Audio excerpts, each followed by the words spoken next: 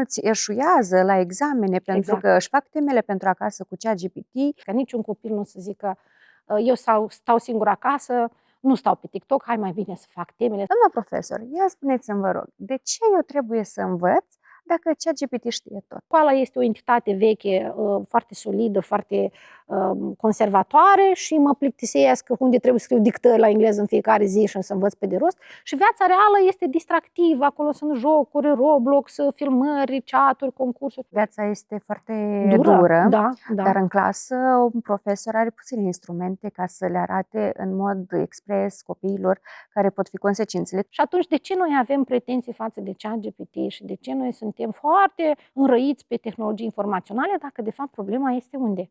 La noi. Profesorul tradițional își mai are loc în epoca modernă? Educheia, un podcast pentru părinți și cadrele didactice.